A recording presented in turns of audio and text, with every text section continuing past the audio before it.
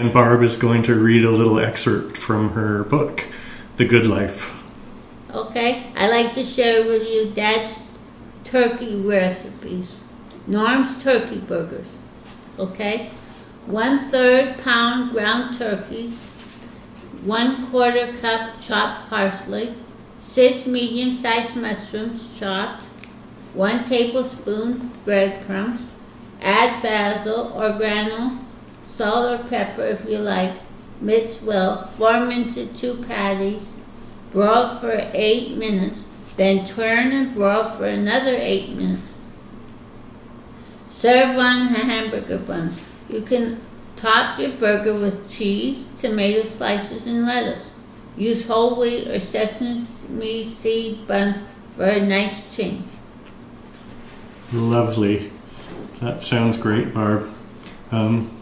I'm just going to maybe continue on and ask you a couple of more questions. And then we're going to stop the tape, and when we start it up again, we'll have Barb tell a story. Do you have plans to write any more, Barb? Yes, I'm right in the middle of getting my mind on writing my part 2 of my story, and it'll be a whole different ball game there, and I have some stories that I haven't talked to a lot of people about, and look forward to writing about it, and I look forward to people seeing it. Lovely. Stay tuned. We talked in the past, you were thinking maybe that your second book might not be a whole book. You're thinking of other ways. What are some of those ideas? Some of my ideas are that if I get them printed, like on my computer or someone's computer, just to get them printed and people can get copies of it. So if people need to have copies, it'll be easier than having a whole book. Or I've been thinking also maybe getting someone to do my story on.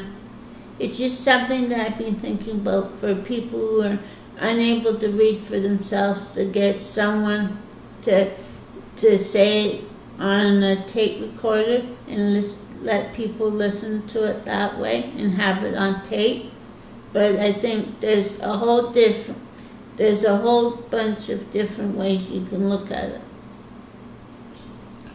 I think another thing that we talked about was the idea that some people who have difficulty reading, we're having people read your book to them.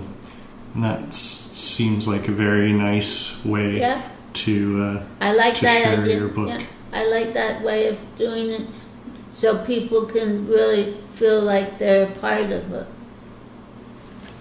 You talk in your book about institutionalization, and I know that you were lucky enough to avoid the institutions. You were brought up at home, and you eventually got your own place. But what are your feelings about the issues that face self-advocates as they get older? I think my big fear is that if people who have lived in, say, in institutions for a long time, like when they were kids, say, I know of someone that lived in one from the age of 5 and came out when they were 25 or 30. I don't remember exactly.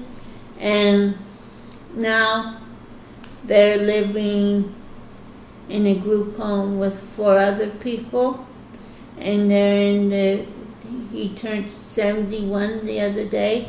And also that my big fear is that people who have lived in an institution like Woodlands or Glendale have lived in one for a long, long time when they were kids also, and then they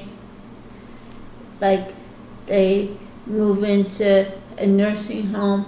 And to me, not all nursing homes, but some nursing homes are like an institution, so it's going back and living where they used to live, and they might not have as many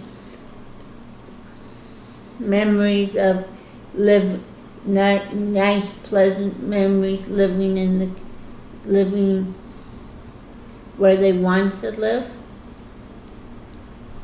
Yeah, that's something that we all kind of worry about, I think, and it must be more worrying for people who lived in institutions for so long and then got out, and the idea of moving into a seniors facility or something must be very frightening for them. Or that it's scary. And for example, I know of someone, and I won't say who, but I know of someone who lives in a nursing home now, and they lived in an institution for a long time, and what their big fear right now is that for a while there, I think they were feeling better about it, but now they're feeling more uncomfortable because 4 or 5 people have moved in. They have dementia, which is they have a memory problem or Alzheimer's, and for them, he doesn't feel as comfortable being there because now they lock the door to the building, and for him to be able to come and go as he pleases is a lot harder for him to do now. You talk in your book about the backslide, and I'm wondering if you wanted to talk about what you meant by that by part of the reason for you writing your book was so that people wouldn't forget. Oh, okay. When I had to think about that one. I think what I meant by that is that we can't forget the past, and we have to, things in the past have happened, but we have to keep going forward. But as I say, we can't forget the past. Things happen to people, and we have to let people know that things like people living in institutions still happened back in the 70s, and we can't forget about things like that. Great. Now, recently I've had the pleasure of working with you on some plain language projects. I know from your book that you've worked on plain language for a long time, and it's something that's really important to you.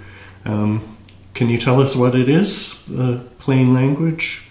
Plain language is, in my mind, is putting big, complicated words into words that are easier for people to understand, and it's not like childlike, but to make it easier for people to read something on their own. And sometimes I like to throw in a difficult word and then explain what it means so people get to understand 2 or 3 different words at a time. That brings me to the idea of the glossary at the back of your book. Is that why you put a dictionary at the back of your book? Yes, I think that's very important for people to understand different words. And that reminds me, before I forget, I have to put diversibility in there in the new book. So Barb, maybe to wrap this up, what do you think people should do if they want to get your book? Go see Jim at the bookstall at the conference. Excellent. I think that's a great place to end off. And stay tuned. Barb's going to be telling a story.